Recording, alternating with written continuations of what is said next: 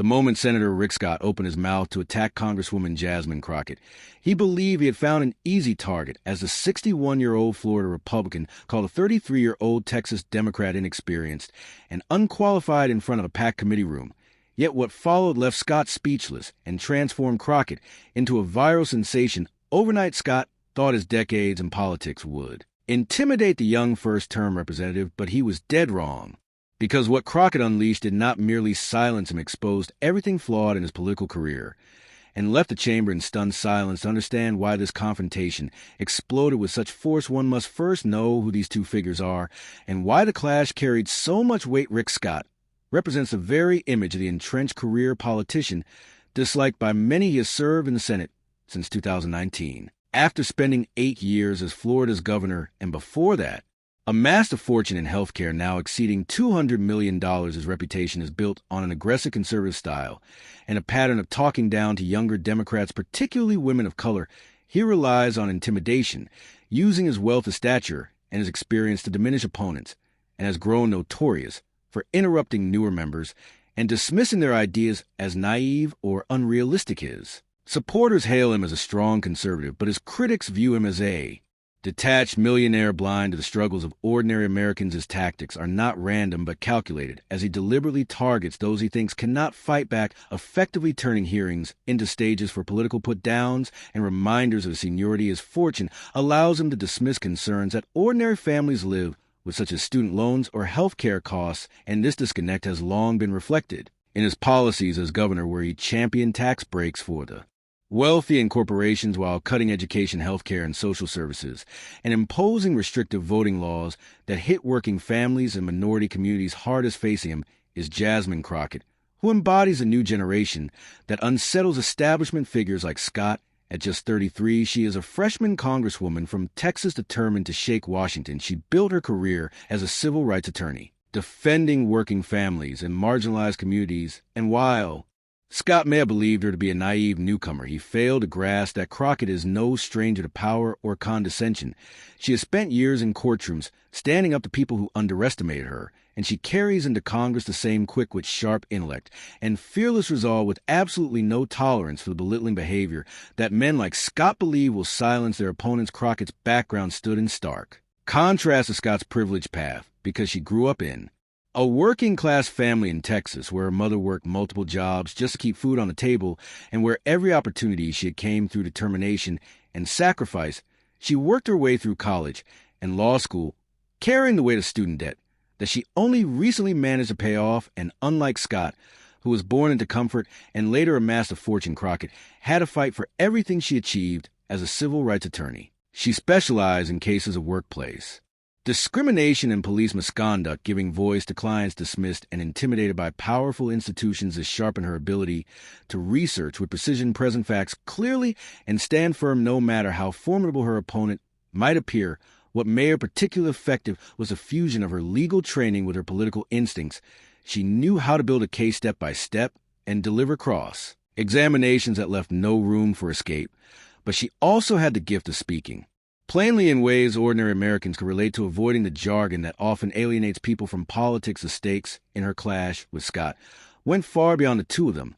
It was about whether the entrenched old guard could continue silencing a new generation of diverse leaders who demanded representation and respect. Scott entered that committee room certain he could belittle her for political points, but he was walking straight into a moment that would explode across the nation and bruise his reputation for months. The setting was a high-stakes committee hearing on economic policy, with cameras rolling and reporters hanging on every exchange. The room was so crowded that people lined the walls and filled every seat as lobbyists, journalists, and staffers prepared for what they thought would be routine debate. No one anticipated that this Tuesday morning hearing would ignite one of the most memorable congressional confrontations in years. The tension was already sharp because billions in federal spending were on the line, and Scott had been questioning witnesses with his usual forceful arrogance. But when it was Crockett's turn, he made the mistake of interrupting her just 90 seconds into her opening statement. She had been laying out a compelling case about economic inequality, highlighting families in her Texas district, like Maria, a single mother working 3 jobs who still could not afford her insulin, and James, a veteran struggling to find affordable housing. Despite serving his country, these were not abstract statistics to Crockett.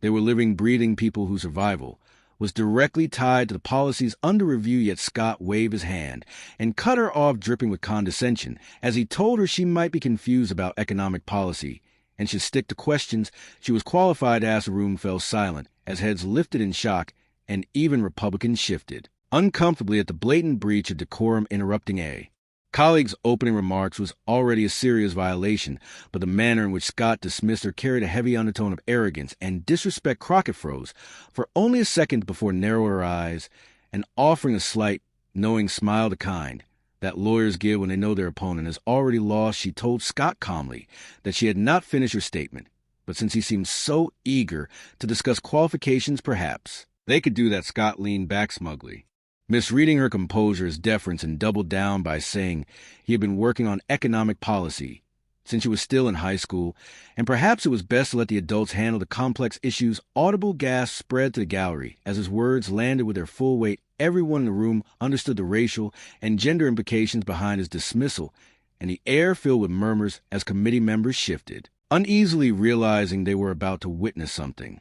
Extraordinary Democratic members looked outraged, while even some Republicans appeared embarrassed by Scott's behavior, and the cameras captured every reaction, every uneasy glance, and every moment of rising tension. One Democratic member attempted to intervene by calling a point of order, but Scott waved him off, clearly savoring the spotlight. Crockett, however, remained measured yet firm, reminding him that she, too, was a sitting member of Congress elected by nearly 200,000 voters and did not need his permission to ask questions about policies affecting her constituents. Scott doubled down, seeing the moment as his chance to diminish her, and with louder, more aggressive tone reminded everyone that she had been in office only 8 months, while he had been governor and businessman, claiming he understood the real world better and implying she should listen more and talk less. His audacity shocked the room, with several Democrats objecting loudly, until Crockett raised her hand, signaling she could handle this herself. Her composure contrasted sharply with Scott's growing agitation and condescension. What he failed to grasp was that his attacks played directly into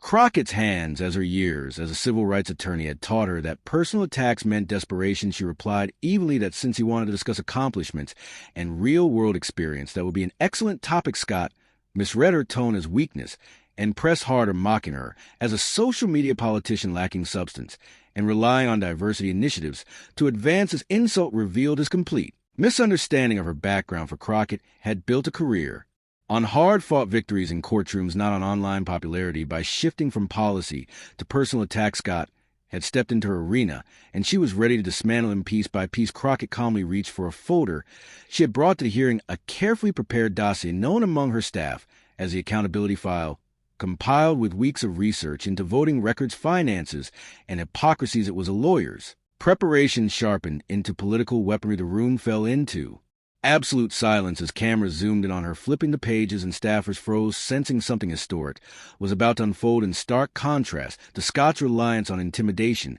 and broad talking points. Crockett had prepared for war. She began with precision, reminding Scott that his business career included founding Columbia HCA, the company that paid the largest Medicare fraud settlement in American history, totaling $1.7 billion. The color drained from his face, but Crockett pressed on citing Florida's last place ranking in education spending under his governorship and teacher salaries plummeting to near the bottom of the nation. She reminded him that while he questioned her qualifications, she had already in 8 months passed more bipartisan legislation benefiting working families than he managed in 8 years as governor. Scott tried to interrupt, but she cut him off, firmly declaring she was not done. The Republican members sat frozen as she continued, noting that while he dismissed her as a social media politician, his own record showed 847 tweets in the past year, compared to 312, which were mostly about actual legislation.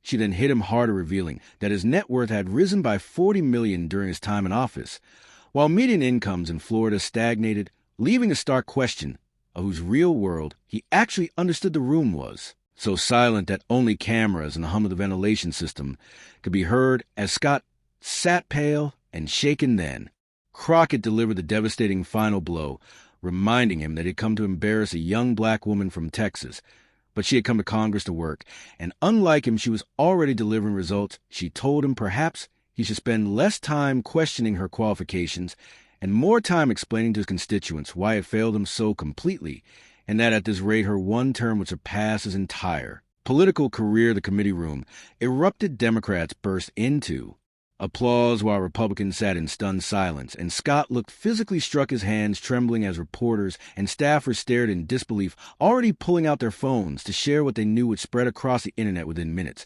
But his words were barely audible and completely unconvincing, and the damage was done. Everyone in the room knew that the committee chair called for a brief recess, and as members began filing out, Crockett remained seated, calmly organizing her papers as if she had just finished asking a routine question about budget allocations. Her composure was remarkable. She had just delivered one of the most devastating political takedowns in recent memory, and she looked as calm as if she had been discussing the weather within 30 minutes of the committee hearing ending. Dusky Crockett destroys Scott was trending nationwide on social media. The video clips of her takedown were being shared faster than the platforms could count them, and political commentators across the spectrum were calling it one of the most masterful displays of political combat they had ever seen. The immediate reaction on social media was explosive. The most popular clip, Crockett's final statement about Scott worried about his own record instead of her qualifications, was viewed over 2 million times. In the first hour alone, the comment section was filled with fire emojis, applause emojis, and endless variations as she ended him.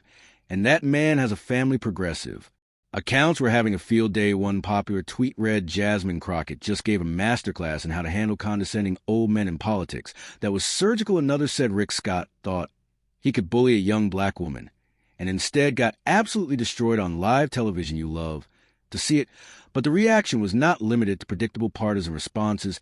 Even some conservative commentators acknowledged the skill of Crockett's response. A prominent right-leaning analyst tweeted, "I disagree with Crockett's politics, but that was an absolute clinic in political communication." Scott walked into that one. Mainstream political media was equally impressed, and within hours major outlets ran headlines like "Freshman Congresswoman delivers devastating response to Senate Republican," and Rick Scott's condescending comments backfire spectacularly.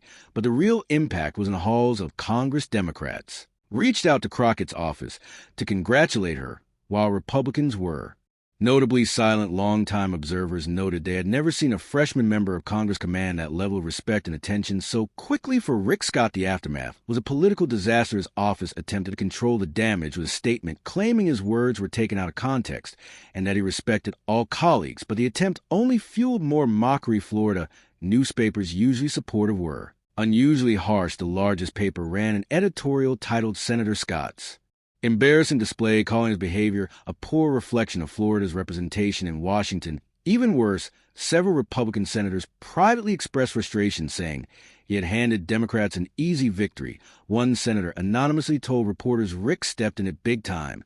There was no reason to go after her like that, and now we are all having to answer questions about it. Meanwhile, Crockett's performance elevated her instantly. Within days, she was invited on major news programs, and her fundraising exploded as small-dollar donors poured in, but the deeper impact was cultural. She became a symbol of a generational and demographic shift reshaping politics. A young black woman dismantling a wealthy white senator with nothing but facts and preparation. The clips kept circulating for weeks, spawning memes, reaction videos, and even a new political phrase, "not to be Rick Scott." Crockett handled the fame with grace, redirecting the attention to her legislative priorities, such as healthcare, education, and economic fairness. In interviews, she reminded audiences that her purpose was to pass legislation, not to go viral.